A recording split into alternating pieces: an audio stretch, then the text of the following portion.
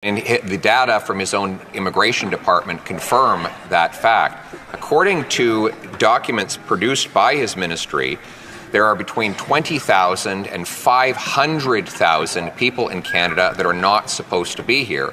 And there are another 3 million that have to leave within the next year. What is the plan to ensure that people who should leave do leave? The Right Honourable Prime Minister. Mr. Speaker, every year there are visitor visas and work permits and student visas that expire, and every year the vast majority of those people return home to their countries. We have procedures and processes in place to make sure that that does happen. We have consequences if they don't. We will continue to strengthen those. Hey everyone, welcome back to my channel. It's my Journey Canada vlog.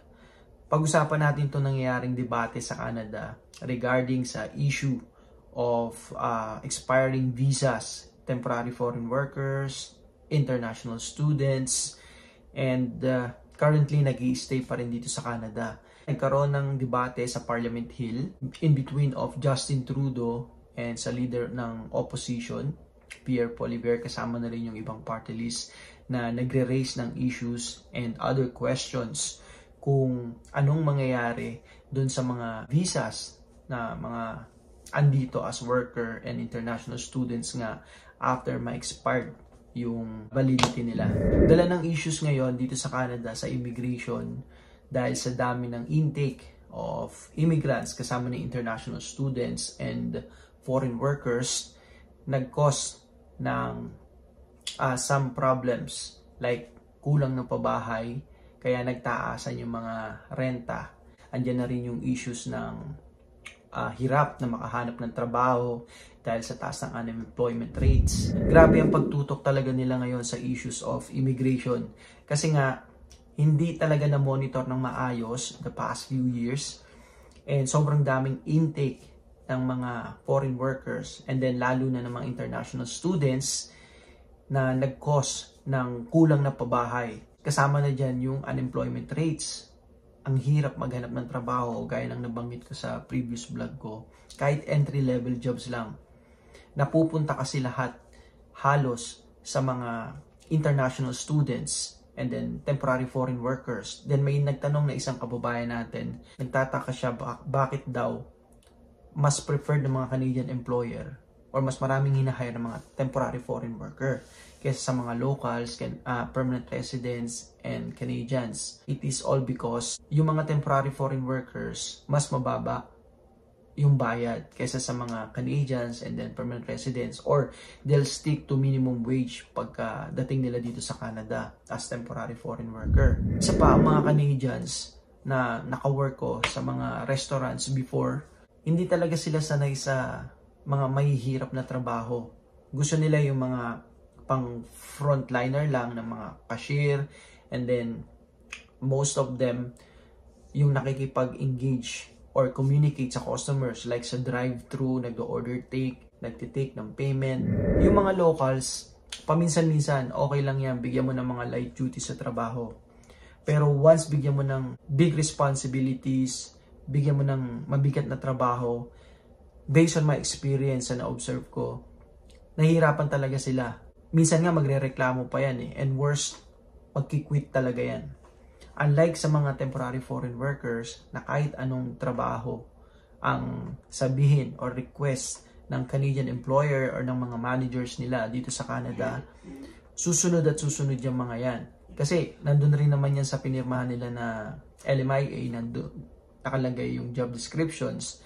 But other than that, kung anong special request or additional na trabaho ng Canadian employer sa temporary foreign worker, talagang kailangan nilang gawin at susundin talaga nila. Kasi obviously, karamihan naman nagpunta rito, mga international students and foreign workers or temporary foreign workers, talagang ang goal niyan is magkaroon ng papel, ma-process yung papers and ma-approve ng permanent residents. So might as well, talagang susunod sila dun sa employer nila.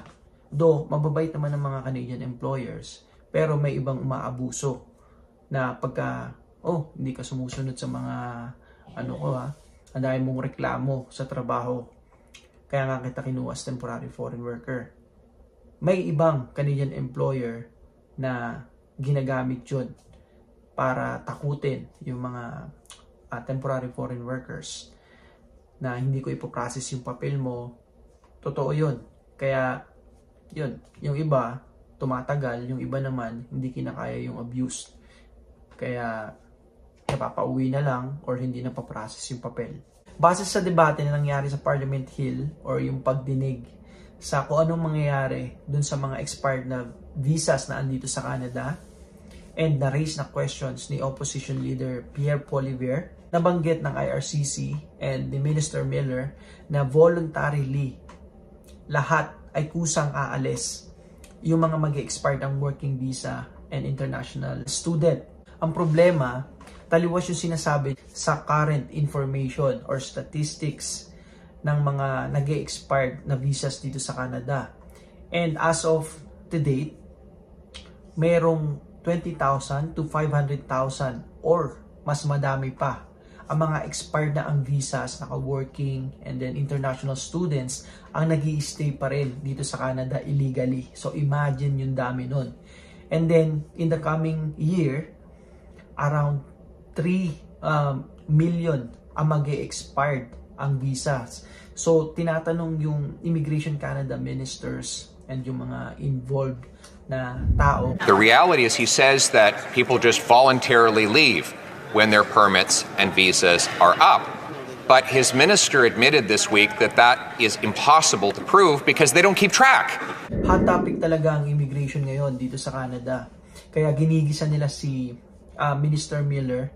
Pero hindi mo rin masisi kasi nga walang mabigay na maayos na sagot and konkretong solusyon kung paano nila itatrack yung mga may expired na yung visas dito sa Canada. Sobrang dami talaga. Until now, hindi pa rin makasabay yung housing. Kulang ang pabahay, which cause na magtaas yung mga renta and then pati yung presyo ng mga bahay and other issues na kinakaharap ng Canada kaya sila naghihigpit. And that's it for today's vlog mga kababayan. If you like this video, please give it a thumbs up and subscribe, like, and share.